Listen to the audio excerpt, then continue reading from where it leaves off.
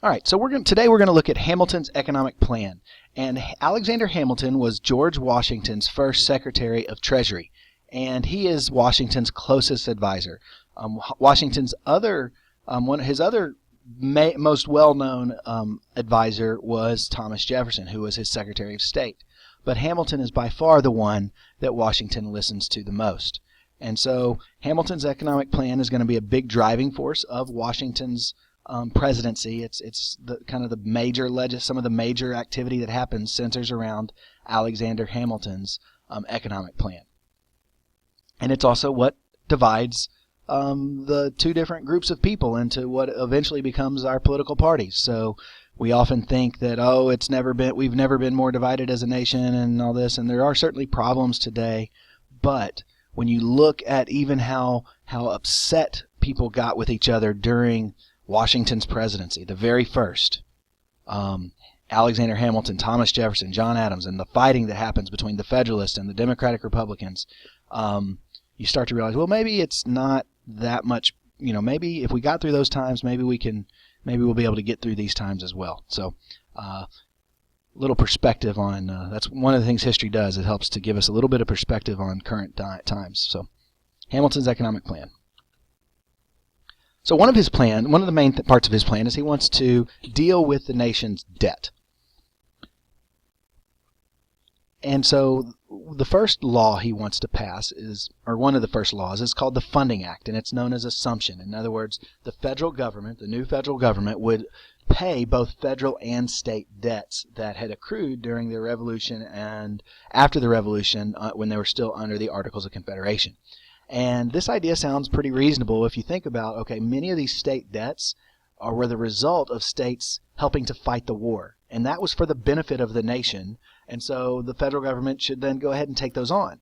But there's a problem with that. Many of the southern states had paid most of their debts already. States like Virginia had paid, if not all, most of their debts. And so now the federal government says, well, we're going to help the states that haven't paid their debts back. We're going to pay those. So states like New York are going to get their debts paid by the federal government. So what that means is that's spreading the debt out. It's spreading New York's debt out among all 13 states. Well, Virginia's already paid their own, and now they're having to help pay New York's. And that's a problem for many of the southern states and the politicians that come from southern states. The other issue is called funding without discrimination. So the way that the federal government under the Articles of Confederation during the war had one of the ways they raised money was by selling bonds. And a bond is simply a piece of paper, and it works something like this. And I'm just making these numbers up, but let's just imagine that the federal government is trying to raise money, and so they sell a bond, a $100 bond. And so that bond in 5 years may be worth $120. And so they sell the bond for $100. They've got the $100, and in 5 years they will pay the person that holds that piece of paper $120. And that's the basic idea of a bond. And the United States government still today, you can still buy a savings bond. And it's a way of basically loaning the federal government money, and then you will get money back plus a little bit of interest. These days it's very little interest, but it would be something. The problem with this was how are many of these bonds under the Articles of Confederation had changed hands many, many times. So people sold the government that bond, loaned the government money, bought that bond, but now they needed money. But people were concerned that the federal government wasn't going to be able to pay those bonds. And so instead of paying the face value of the bond, people were paying pennies on the dollar. So perhaps the bond was going to be worth $120 in just a few years. The person that needed the money now could only sell it for maybe $20 or $30 or $40. And so they've lost a huge amount of money because the government was in such bad shape. Well, Jefferson says that's not fair because the people that happen to have bought all those bonds are wealthy bankers. And he doesn't think that's right.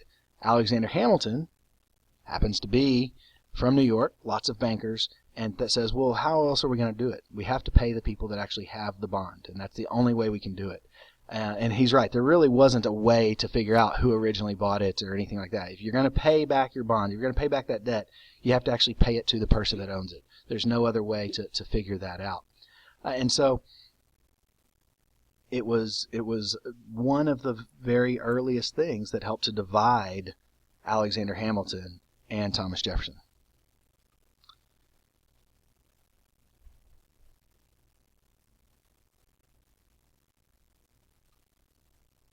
So these things do pass, but one of the compromise that happens is what Hamilton has to come up with is the Residence Act. Basically, he agrees that, okay, we'll move the capital from New York to a southern state, southern area. And so the capital's moved to the Potomac River there between Virginia and Maryland, and that's known as the Residence Act. So to pass the Funding Act, the northern states, Alexander Hamilton, they have to agree. We'll also pass it with the Residence Act. And so that's the compromise that they come. So they assume the state debts and they pass the Residence Act at the same time. And that's why our capital is in Washington, D.C. still today.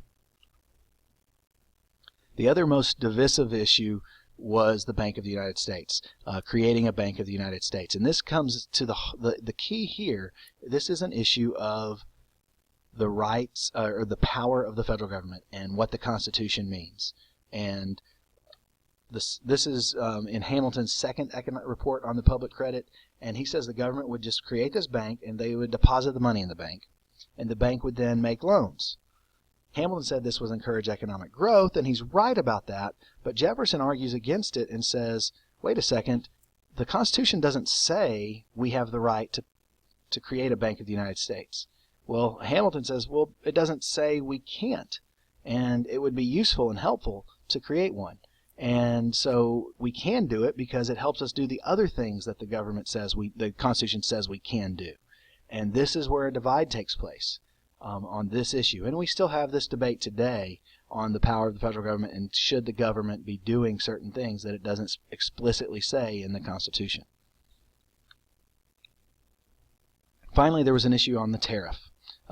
And Hamilton proposes a tariff on foreign goods, in other words, a tax on goods that come in from other countries. This would help American businesses compete because it would make goods from other countries more expensive than the American goods. And so people would go to the store and buy the American goods because it's less expensive than the foreign-made goods. Of course, that's not always the case because perhaps this other item is a better quality, and so you might be willing to spend extra money to get the better, more quality item. But you aren't always that case. That's not always the case. And so the tariff is going to make those American products more competitive and help American businesses, which Hamilton says, hey, that's what we should do. We should try to help American businesses. It sounds very similar to some of our politicians today. We need to help American businesses first. Well, Jefferson responds, though, well, wait a second.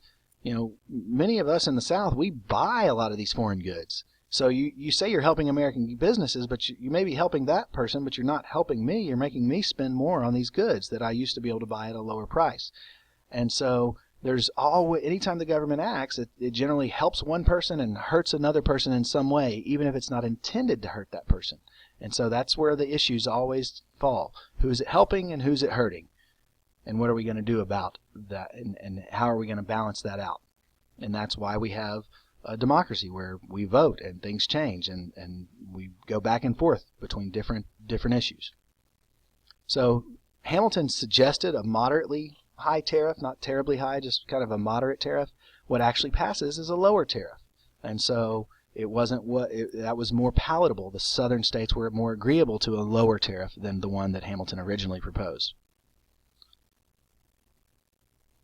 Hamilton also wants to use some of that money from the tariff to actually encourage manufacturing, to give some money to people to basically create businesses that will manufacture and make goods in the United States, because a lot of goods were made in England at this time, and so he wants to grow American manufacturing. This would help young industries that were having a difficult time competing with British goods.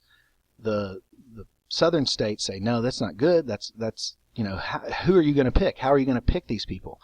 You pick who gets that subsidy. Well, that's going, then you can just give it to your friends, and that creates opportunities for corruption, which it certainly does.